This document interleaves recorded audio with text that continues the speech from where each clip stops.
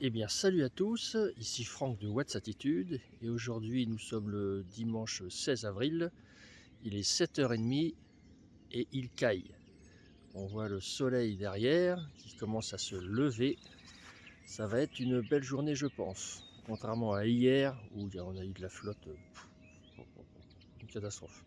Bref, donc voici Bertie, tiens, toujours dans les starting blocks, et puis je viens d'orienter donc les deux trackers, les deux trackers à l'instant.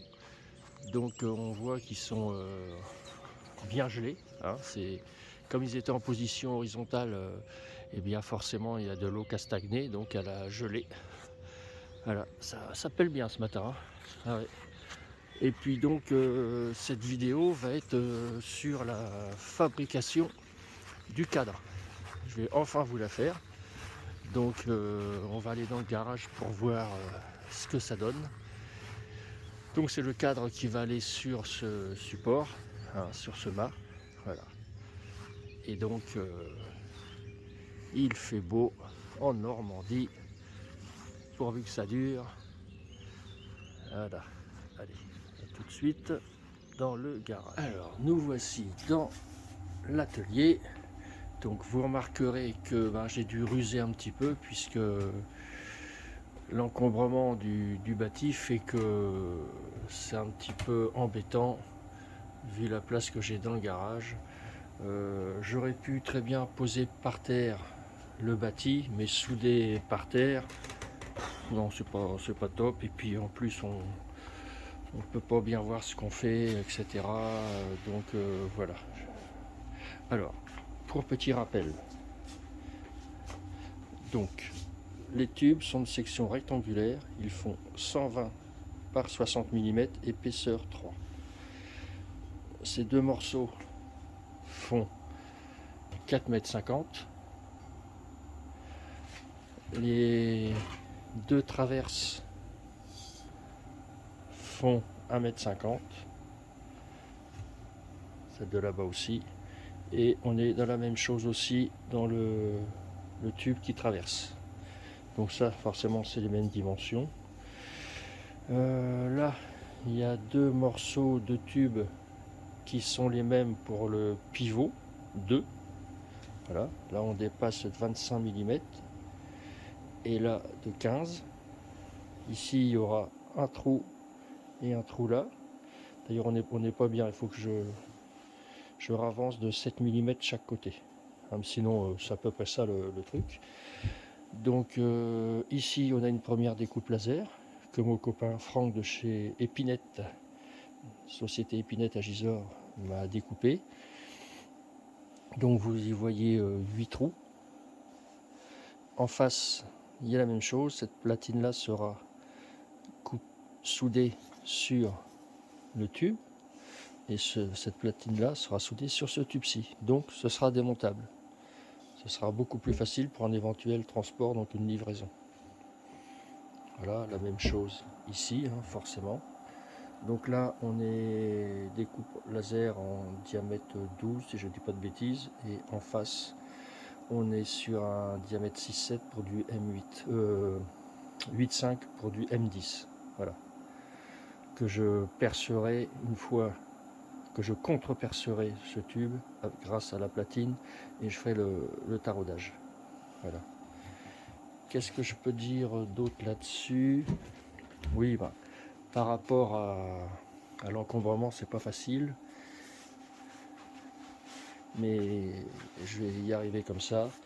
Et puis ce qui est pratique aussi en faisant ça, c'est que je peux très facilement mettre de niveau tous les éléments, de manière à ce qu'il n'y ait pas d'hélice, hein. Et puis après je ferai mon trait ma cote en croix, je sais plus si on appelle ça comme ça, de manière à ce que j'ai pas du tout d'aspect losange. Il faut pas que ça vrille comme une hélice et il faut pas que ça fasse un losange. Voilà. Donc je vais modifier un petit peu mes cotes. Là je vais déplacer un petit peu de manière, ça peut être bon ici. Voilà, ici on voit bien que le tube il arrive à ras, hein, alors que là-bas il ne l'est pas. Il faut que je rapproche ça. Il faut que je fasse 7 mm plus loin. Voilà. Je vais faire ça tranquillou et puis je vais pointer. Je vous ferai voir une fois que c'est pointé et puis après ben, je souderai. Voilà. Ça sera fini aujourd'hui. Voilà. Donc ça va le faire. Et puis petite, voyons voir aussi un petit flash d'infos sur la production. Donc là sur les panneaux fixes, on est à 219 watts à 7h30 du matin. On recharge les batteries à raison de 3 ampères. Et là on est à 418. Donc voilà, on est pratiquement au double. Bon, le double de pas grand chose, je suis d'accord, mais le soleil ne donne pas encore, donc il ne faut pas en demander de trop. Et on recharge la batterie à raison de 7 ampères. La tension batterie elle est à 49,3. Voilà. Donc les batteries sont toujours là, sont à 4 LED d'allumés. Et puis ici, petite présentation très rapide de la box Watt solaire en 22 kW. Voilà, donc là on a l'appareil qui permet de gérer les 3 phases, donc les tors pour mesurer le courant à l'entrée. Et puis il y a un système qui fait que on peut soit choisir de recharger en totalité solaire ou soit priorité solaire et avec ajout d'EDF du secteur du réseau pour maintenir une charge à un ampérage déterminé. Mais moi je m'en servirai souvent en totalité solaire en mettant un maximum de 32 ampères hein, quand ce sera possible. Et puis enfin possible pas pour l'instant puisque j'ai que les 2 onduleurs là qui sont alimentés par des panneaux solaires, donc c'est L1 et puis les 4 autres qui sont là plus encore un autre qui n'est pas encore installé, c'est sur L2 et L3. Donc tant que ça c'est pas fait, et ben je ne peux pas charger en triphasé en solaire à 100%. Donc voilà. Mais le principal c'est le fonctionnement. On y reviendra plus tard. Et je suis en train d'assembler celle en mono dans le local technique. Voilà. Mais là pour l'instant on est sur la fabrication du cadre. Allez, à tout à l'heure. Alors voilà, il est 8h30, je sais, je suis pas rapide sur ce coup-là, mais j'ai enfin fini de régler complètement le cadre à la soudure. Vous voyez, bon, j'ai modifié de 7 mm mon trait, là, donc ça c'est nickel.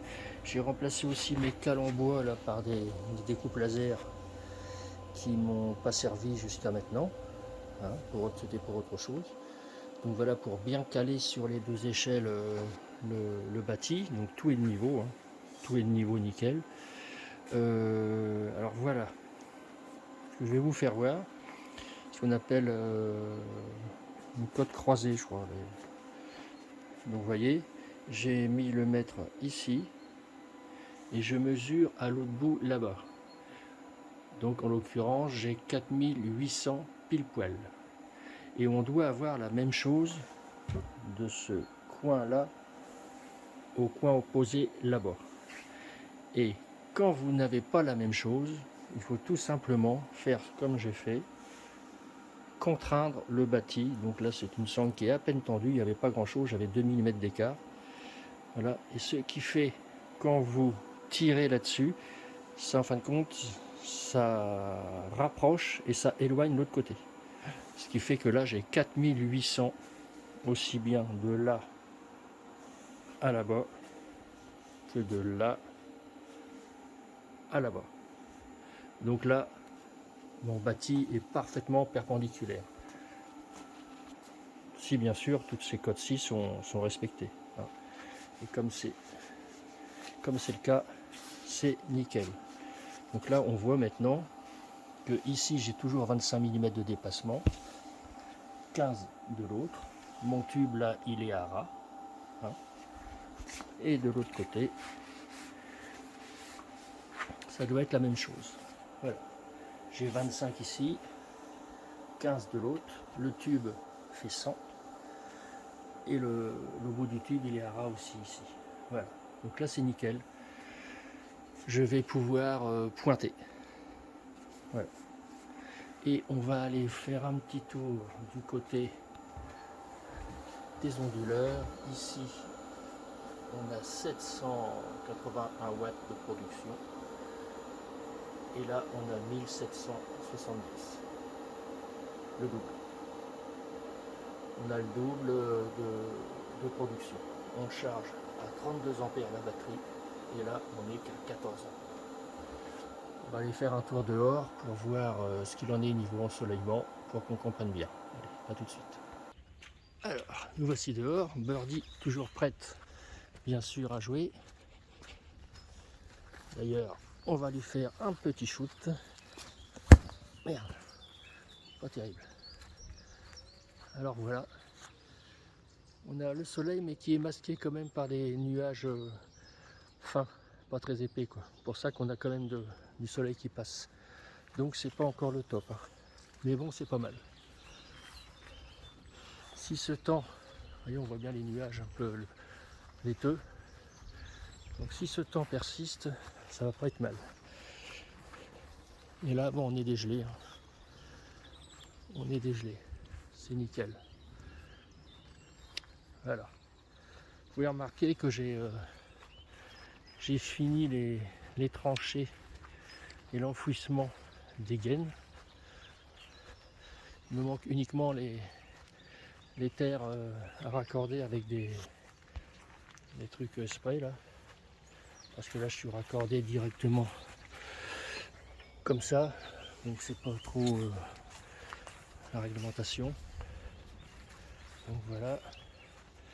C'est-à-dire que maintenant le robot tondeuse il peut passer sans se prendre les pattes dans les gaines. Voilà. Voilà pour ce qui est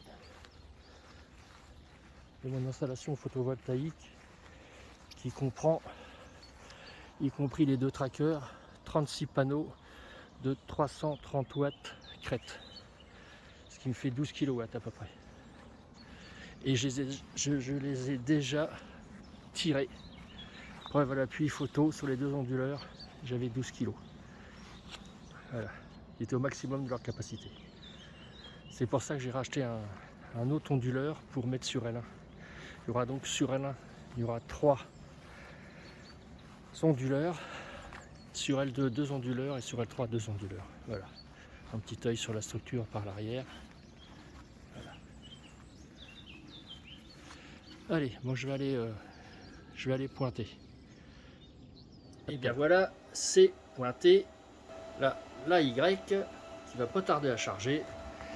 Et ça y est, comme je vous disais, c'est pointé. Hop. J'ai pointé aussi là au niveau de l'assemblage pour éviter que ça bouge quand je vais la manipuler avant de souder. Voilà, un petit coup de disqueuse après, ce sera terminé. Voilà, c'est pointé, c'est pointé, c'est pointé, c'est pointé partout. Donc là, c'est tout bon. Donc j'ai pu souder sans problème. Bon, j'avais protégé les Pilontech là, forcément. Et donc là, un petit point sur la prod. On est à un petit 2000 watts là sur les fixes, 2014. Et là, 3003. On a 38 ampères à la recharge des batteries, 3008. Oh, il y a des nuages qui passent un petit peu, je pense. 4002 pour 2000. Vous voyez, là, on est au double. On est au double tout simplement et là comme je suis à 49 ampères là-haut, je ne peux pas me rapprocher, désolé. Comme on est à 49 ampères là-haut, ça veut dire qu'en bas je tire pas assez, j'ai pas assez à donner pour tirer. Alors qu'il y a le chauffe-eau, il y a la pompe à chaleur, moi je vais mettre un véhicule à charger. Et là, voilà. Je vais aller mettre là c'est 0. On va pas tirer trop dessus. Allez, à tout de suite. Alors, j'utilise un adaptateur type 2, type 1. Hop, hop, ça c'est le chargeur la Dacia. On entend les ventilateurs qui se mettent en route, donc ça c'est le chargeur de la Dacia qui va très bien. Ok. Hop. On va aller voir ce que ça donne. Donc on entend les ventilateurs qui baissent au niveau de l'onduleur. C'est normal puisque là on n'est plus qu'à 36 ampères. Je crois que je peux le retirer ça maintenant que c'est pointé. Voilà, il n'y a plus de danger. Voilà. Hop là, dégage de là. Voilà, comme ça je peux passer. Voilà, donc là on remarque qu'on n'est plus qu'à 35 ampères au niveau de recharger batterie alors qu'on était à 49. Et on est à 4002 là. Là on est toujours à 2000 pour 4 ampères. Et on charge combien? On charge à 9 ampères. Voilà. C'est un chargeur 10 ampères, celui de la Dacia. Donc on a le chauffe-eau 10 ampères. On a la pompe à chaleur entre 10 et 16, ça dépend ce qu'elle donne, ce qu'on lui demande surtout. Et puis voiture, chauffe-eau et pompe à chaleur. Voilà. Pour l'instant, je ne vais pas en mettre plus, je ne vais pas mettre une autre voiture à charger. Comme Fiston, il a pris la Y cette nuit, enfin hier soir. Donc je ne sais pas ce qu'il a fait avec, il faudra la recharger. Mais là, pour l'instant, comme mes batteries sont relativement... voilà, on est en train de charger la quatrième LED. Donc on est un peu plus de la moitié, puisqu'il y a 6 LED. Voilà, donc je ne vais pas charger la nulle tout de suite, laisser monter un petit peu la recharge des batteries. Et puis après, ben, je pourrai mettre le paquet quand surtout les autres là seront en plein soleil, parce que c'est pas le cas encore. Voilà. Donc, comme j'ai pointé que sur le dessus, je ne peux pas pointer en dessous. Donc ce que je vais faire, je vais souder en position comme ça, c'est pas mon truc, hein, je ne suis pas un soudeur. Là, dans cette position-là, il n'y a aucun souci. Par contre, si je fais que souder au-dessus, sans souder un petit peu en dessous, il faut inverser. En haut, en escargot, quoi, voilà. Donc, puis que là, ben, je peux pas le bouger, hein, c'est une catastrophe. Je sais pas comment je vais faire. Je vais très certainement le sortir. Ouais, je pense que je vais le sortir et puis je pourrais le basculer facilement dehors. Voilà, je vais faire ça. Ouais, à tout à l'heure. Alors, voici ce que j'ai décidé de faire et ce que j'ai fait aussi. Alors déjà, j'ai repéré les platines. Hein, un trou, 2 trous, et j'ai percé. J'ai percé les platines. Là, vous voyez, il y a un fourré. Deuxième fourré. Ce sera pour pouvoir indexer facilement au remontage. Comme ça, ici, donc, c'est un trou. Là-bas, c'est 4. Là-bas, c'est 3. Et là, quand je viens de vous faire voir, 2. Donc, je vais pouvoir retirer les cordons de soudure, les petits pointages qui sont là, de manière à pouvoir désassembler tout ça et puis souder nickel en position sans m'embêter. Contrairement à ce que je faisais avant où c'était le bâti complet, c'était un petit peu complexe à faire. Voilà, donc comme tout est repéré, je n'aurai pas de souci pour réassembler tout ça. Donc comme il est midi, on va regarder vite fait la production. Donc là on est à 4400 watts et ici on est à un petit 5000. Donc là on est à 9500 watts. À savoir, on a donc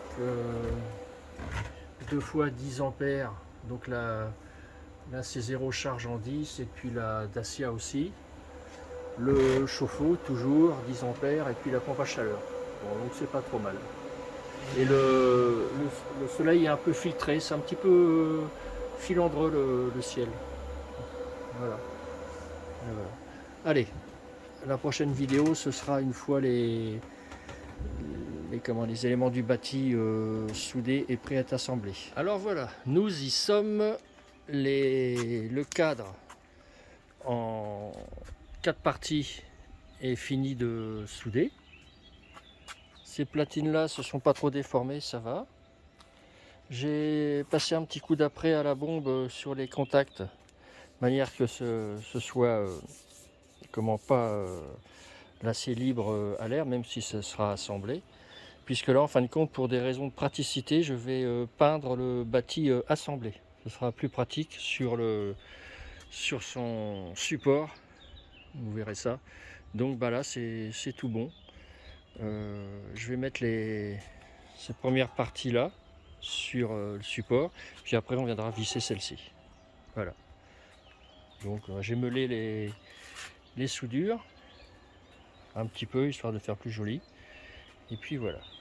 Donc là on voit bien les platines qui ont les trous taraudés, contrepercés dans le tube. Puis celles-ci qui vont venir recevoir le. Voilà, avec 8 vis. Voilà. Allez, j'ai installé ça, on se revoit après. Alors, nous y voilà. J'ai fixé la première traverse sur le bâti, enfin sur le bâti, sur le pivot. Donc là, il n'y a qu'une vis pour l'instant, puisqu'il y a une bague à venir ici plus tard. Voilà. Comme ça, là, au moins, on est bloqué. Et puis l'autre est libre. L'autre est libre parce qu'on va mettre les deux traverses. Et quand ils seront en position, je ferai le trou de fixation. Comme ça, t'es costaud? Ils sont costauds? On va voir ça. Allez, une coupe là, on va aller chercher une traverse. Alors, Okay. nous y voilà. Le bâti est assemblé sur le pivot. Comme vous pouvez le constater, j'avais donc fait des trous préalablement quand j'étais sur le montage à blanc.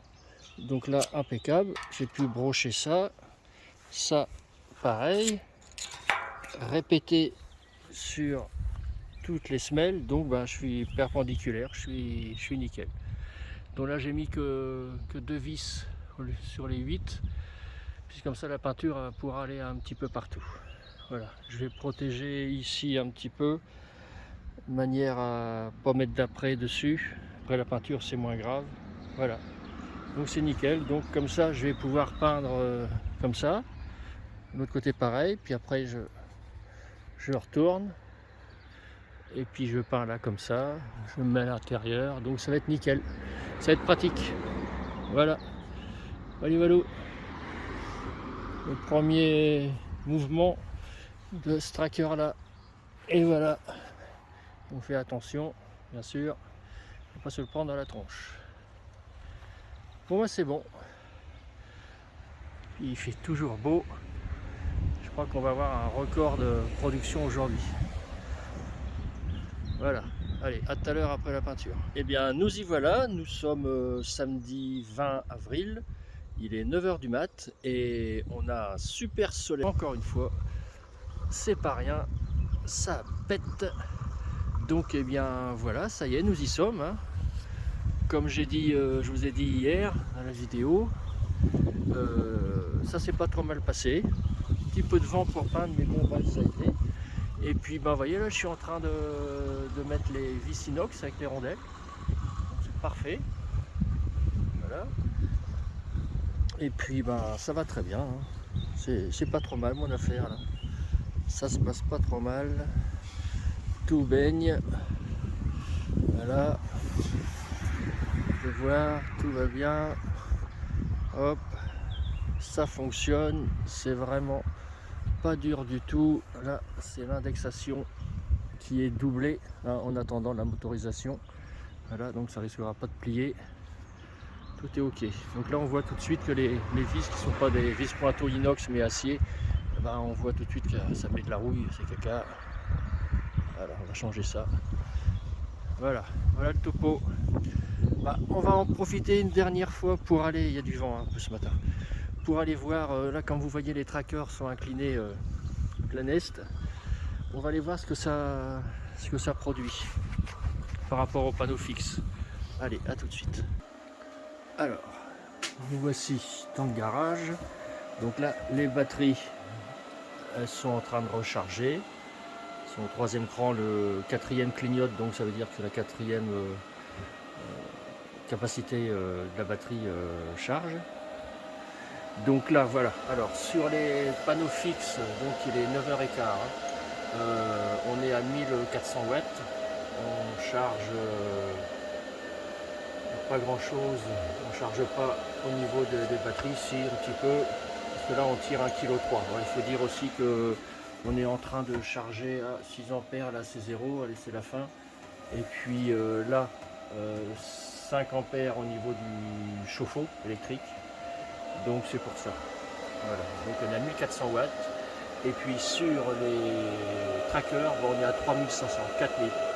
Voilà, on charge à 49 ampères, 53, c'est limité à 50. Hein. Donc voilà, on oscille entre 3006 et 4200 watts. Voilà, donc 4002, dire 4000 pour 1004, il n'y a pas photo. Voilà.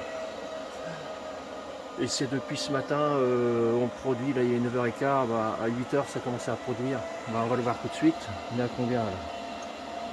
Donc là, 947 watts. Hein. Et là on est à combien? 3,6 kg. Voilà. D'un côté on a 1 kg, de l'autre côté on a 3,6 kg. Il n'y a pas photo. Il n'y a pas photo. Les trackers c'est quand même nettement mieux. Au moins le matin. Le soir, bon, chez moi c'est un peu compliqué puisqu'on a les panneaux, on a la forêt qui nous empêche d'exploiter les trackers l'après-midi.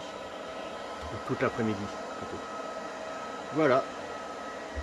Cette vidéo vous aura plu sur la fabrication des trackers. J'en ferai une autre sur peut-être l'explication au niveau des onduleurs. Hein, ça pourra peut-être être utile à certains. Donc sur ces bonnes paroles, je vous souhaite à tous une bonne continuation et puis comme je vous le dis à chaque fois, portez-vous tous bien et à bientôt pour une prochaine vidéo. Salut!